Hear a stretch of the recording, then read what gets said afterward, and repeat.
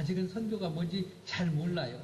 그래서 인용한 내용만 가지고 말씀드렸습니다만 이 교회는 화장실에서부터 선교가 시작된다고 하는 교회니까 선교에 대한 마음이 뜨거운 교회인 줄 믿습니다. 이제부터 말씀드리는 세 가지 얘기는 역사상 실제로 있었던 얘기입니다. 지어낸 얘기가 아니고 역사상 실제로 있었던 사건입니다. 이 세 가지 얘기를 들으시면서 여러분 스스로 한번 생각해 보시기 바랍니다. 이런 경우에 이런 일을 행하는 것이 죄인가 아닌가 한번 생각해 보세요. 여러분이 배시본이라고 생각하고 한번 판단해 보시기 바랍니다. 미국 서부 개척 시대 때에 있었던 얘기입니다. 그 당시에는 동부에서 서부로 많은 사람들이 서부로 그렇게 갔었지요. 서부 개척 시대 때 일군의 무리들이 서부를 향해 가던 중에 인디언 지역을 통과하게 됐었어요. 군사들과 함께 간다고 한다면 인디언 지역을 통과해도 별 문제가 없지만은 적은 무리가 인디언 지역을 통과할 때는 인디언들의 습격을 받아서 몰살당할 위기가 있습니다. 그래서 굉장히 조심스럽게 인디언 지역을 통과해야 돼요. 그날도 소수의 무리가 인디언 지역을 밤에 통과하게 됐습니다. 그 일행 중에 태어난 지 얼마 안 된 갓난아이를 둔 가족이 있었어요.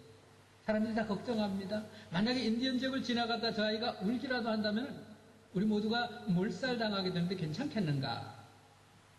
그래서 걱정을 얘기했더니 그 애기 엄마가 부모가 그래요. 걱정 마십시오. 우리가 책임지겠습니다. 이 아이는 울지 않습니다. 그런데 말대로 울지 않은 것이 아니라 인디언 지역을 지나가는데 아이가 깨가지고 침을 대기 시작하는 거예요. 만약에 아이가 크게 울기라도 하면 큰일 나는 거예요. 어쩔 수 없이 그 어머니는 눈물을 머금고 아이의 목을 눌러서 죽게 했습니다. 결과적으로 함께 갔던 사람들은 다 생명을 구해서 무사히 인디언 지역을 통과할 수 있게 됐어요. 이런 상황에서 이 아이를 어머니가 죽였습니다. 살인죄에 해당해요? 안 해요? 유죄입니까?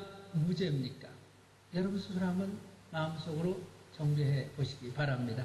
1841년 뉴펀들랜드 해변에서 있었던 바다에서 있었던 얘기입니다. 윌리엄 브라운호라고 하는 배가 항해 중에 빙산과 충돌합니다. 여러분 어떤 분들은 타이타닉 아닌가? 타이타닉만 그런 게 아니라 윌리엄 브라운호도 그렇게 부딪혔어요. 그래서 많은 사람들이 배가 침몰하고 구명보트에 옮겨 타게 됐습니다. 한 구명보트에 정원보다도 많은 숫자가 타게 됐어요. 구명보트에 정원보다 많은 숫자가 타게 됐기 때문에 그대로 항해를 하면 모두가 물에 빠져서 죽게 됩니다. 1등 항해사 한 사람이 얘기를 합니다. 여자와 아이들을 빼놓고 남자들은 물로 뛰어내려야만 우리가 살 수 있습니다. 아무도 뛰어내리려고 하지 않고 눈치만 봐요. 그래서 어쩔 수 없이 1등 항해사가 남자들을 밀어 넣어서 죽게 했습니다. 그리고 그 구명보트에 탔던 사람들이 다 살아남게 됐습니다. 이런 상황에서 사람들을 물속에 밀어넣었던 그 1등 항해사는 살인죄에 해당해요? 해당하지 않아요? 네. 마지막입니다. 2차 대전 때 실제 했던 얘기입니다. 독일 보병에 베르그마이어라고 하는 분이 있었습니다. 독일 군대로 징집돼서 갔습니다. 그 부인은 집에서 어린 세 아들과 함께 남아 있었습니다. 나중에 소련군이 진군에 들어옵니다. 소련군이 들어와가지고 이 베르그마이어 부인을 체포해서 우크라이나 수용소로 보냈습니다. 아이들 셋, 엄마 없이 아이들이 죽어야 될 그런 상황이에요. 그런데 우크라이나 수용소로 보내져서 갇히게 됐는데 그 수용소에서 나올 수 있는 조건은 딱 두 가지. 안 그러면 평생 거기 살다 죽어야 됩니다. 한 가지는 죽을 병, 정말 도저히 수용소 안에서 고칠 수 없는 그런 병에 걸렸을 때 나올 수 있습니다. 나가서 죽으라는 거죠. 두 번째는 수용소 안에서 임신을 할 경우에 나올 수 있습니다. 베르그마이어 부인은 아이들 생각하고 남편 생각하니까 꼭 돌아가야 됩니다. 어떻게 해서든 돌아가고 싶어가지고 돌아가는 길을 찾다가 마음씨 좋은 간수 아저씨의 도움으로, 마음씨가 좋은 거예요? 잘 모르겠네. 마음씨 좋은 간수 아저씨의 도움으로 임신을 하게 됩니다. 결국 고향으로 돌아와서 새 아이와 남편과 해우하게 됐고 아이들 잘 키우는 훌륭한 인생을 살게 됐습니다. 이런 경우에 베르그마이어 부인과 그 간수는 간음죄에 해당이 되어야 돼요. 상당히 어렵지요. 어려운 질문, 어려운 문제, 어려운 것을 여러분한테 생각해 보라고 죄송합니다. 만약에 이 얘기를 들었을 때 아마 합리적이고 이성적으로 생각하면 하나같이 뭐 그 상황에서 뭐 그렇게 했으면 그걸 죄라고 할 수 있나 이럴 거예요. 만약에 그런 생각이 우리에게 들었다고 한다면 저와 여러분들은 전부 상황윤리적인 도덕관념, 윤리의식을 갖고 있다는 증거입니다. 상황윤리적인. 오늘날 교회에 다니는 예수 믿는 사람, 크리스찬까지, 넌 크리스찬은 불구하고 크리스찬까지 믿지 않는 사람은 당연하고 믿는 우리들까지도 상황윤리적인 도덕관념, 윤리의식을 갖고 삽니다. 그래서 믿는 사람이나 믿지 않는 사람이나 도덕적으로 별 차이가 없어요. 오늘 주보에 보니까 상황원리라고 제목이 나왔습니다만 상황윤리입니다.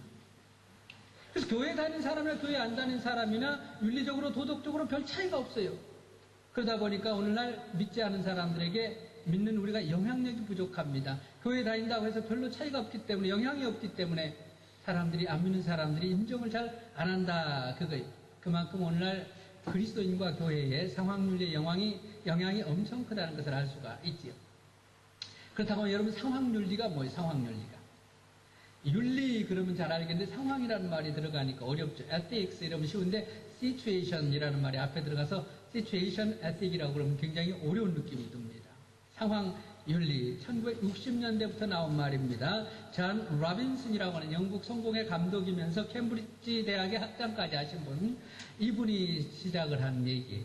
그리고 미국 매사추세츠의 감독교회 신학교 윤리학 교수였던 조셉 플래처라고 하는 두 분이 이 개념을 발표를 했고 1960년대부터 온 지구상에 급속도로 이 윤리 개념이 전파돼서 오늘날 대부분의 사람들 아니 모두가 많든 적든 상황윤리적인 윤리의식을 갖고 살고 있습니다.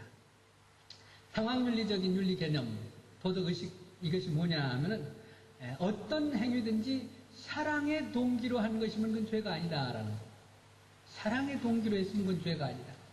두 번째로 사랑의 동기로 했을 뿐만이 아니라 어쩔 수 없는 상황에서 했으면 더더욱 죄가 아니다. 사랑의 동기로 그 일을 했고 사람을 죽여도 사랑의 동기로 죽였고 좀 이상합니다만은 또 그것이 어쩔 수 없는 상황, 아까 세 가지는 다 어쩔 수 없는 상황이잖아요. 어쩔 수 없는 상황에서 사랑의 동기로 하면 죄가 아니다. 세 번째로 사랑의 동기로 어쩔 수 없는 상황에서 했는데 더더군다나 그 일로 인해서 그 누구에게 아무 피해도 없고 오히려 도움이 된다면 공동체에 도움이 되고 사회에 도움이 되고 우리에게 도움이 된다고 하면 그건 더더군다나 죄가 아니다 라는 거예요. 사랑의 동기로 어쩔 수 없는 상황에서 아무에게 피해가 가지 않고 유익이 된다면 죄가 아니다. 어떻게 생각하십니까? 타당하지요. 고개가 끄덕거려지지요. 합리적이지요. 이성적이지요. 논리적이지요. 말이 되지요. 그렇지. 사랑의 동기로 어쩔 수 없는 상황에서 아무에게 해가 없는데 어떻게 그걸 죄라고 할 수 있어? 이런 차원으로 볼 때에 앞에 말한 세 가지 예는 죄예요, 아니에요? 그런 상황에서 그런 동기로 그런 일을 행했을 때 앞에 세 가지 예는 죄라고 할 수 있어요? 죄라고 하기가 상당히 어렵지요. 오히려 모든 사람이 인정하고 훌륭하다 그럴 겁니다. 당연하지요. 모든 사람을 살리기 위해서 자기 아이를 죽였어요. 당연하잖아요. 훌륭한 일이죠. 근데 훌륭한 일하고 죄하고는 다릅니다, 여러분. 잘 기억하시기 바랍니다. 여기서 죄가 무엇인가라는 얘기가 이제 나와요. 죄가 뭐예요, 여러분? 죄는 사실 물어보지 않아도 죄가 뭔지 너무 잘 알아요. 인간은 하나님의 형상으로 지음받았기 때문에 양심, 도덕의식을 갖고 있습니다. 짐승하고 다른 게 그거예요. 인간은 종교의식을 갖고 있고 도덕의식을 갖고 있어요.